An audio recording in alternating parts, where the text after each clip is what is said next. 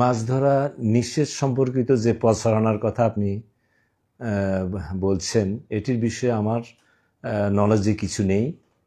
মূলত সকালে আমি উপজেলা সদরে একটা কাজে আসি, সেখান থেকে দুপুরের দিকে আমার সাঙ্গপাঙ্গদের নিয়ে আমি আড্ডা দিচ্ছিলাম উপজেলা সদরে। এমত অবস্থায় চট্টগ্রাম আসার জন্য আমার বন্ধু বান্ধবদের অনেকে চট্টগ্রাম আসবেন কাজে, আমাকে সাথে আনার জন্যে বলা বলি করছেন, আমি সাথে আসবো। এর মধ্যেই আমার এক রাজনৈতিক সহকর্মী আমাকে জানালেন যে এই ধরনের একটা পোস্ট বিভিন্ন আইডি থেকে প্রচার করা হচ্ছে।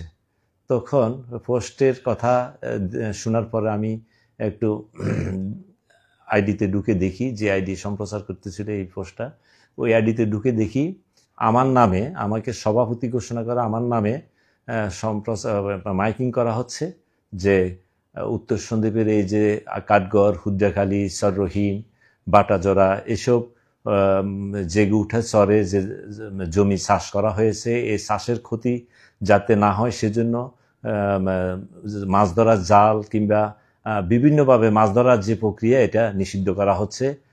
এই মর্মে আমাকে জড়াইয়ে একটা প্রচারণা ফেসবুক আইডিতে আসে, যেটির সাথে আমার কোনো সম্পৃক্ততা নেই, আমি জানি না, আমি এই মর্মে কোনো ধারণাই নেই প্রচারের। পরবর্তীতে আমি ওই এলাকায় যোগাযোগ করি এই ধরনের কোনো প্রচার সম্প্রচার হচ্ছে কিনা, মাইকিং হচ্ছে কিনা। আমাদের জনপ্রতিনিধি অনেকেই যোগাযোগের মাধ্যমে জানতে পারি যে না, ওই এলাকায় এই ধরনের কোনো মাইকিং হচ্ছে না। তারপরেও আমি মনে করেছি এটার সাথে যেহেতু আমি সম্পৃক্ত না, আমার ফেসবুক আইডি থেকে আমি একটা বিবৃতি দিয়েছি, এটার সাথে প্রচারিত এই ধরনের এটা গুজব, আমি এটার সাথে সম্পৃক্ত না, এই মর্মে আমি একটা ফেসবুকে একটা স্ট্যাটাস দিয়েছি। তারপরেও আজকে আপনার প্রশ্নে সুবাদে আমি আমার এলাকাবাসীকে জানাতে চাই যে এটা সম্পূর্ণ মিথ্যা এবং এই ধরনের কোনো প্রচারের সাথে আমি জড়িত নয়। আমার সাথে কেউ এই ব্যাপারে আলাপও করে নাই, আমিও কাউকে এই ধরনের কোনো নির্দেশনা দিই নেই। এটাই হলো বাস্তবতা। তবে একটি কথা, বিগত 2 দিন আগে 1 আগস্ট আমরা সন্দ্বীপে মাদক বিরোধী একটা কর্মসূচি ঘোষণা করি।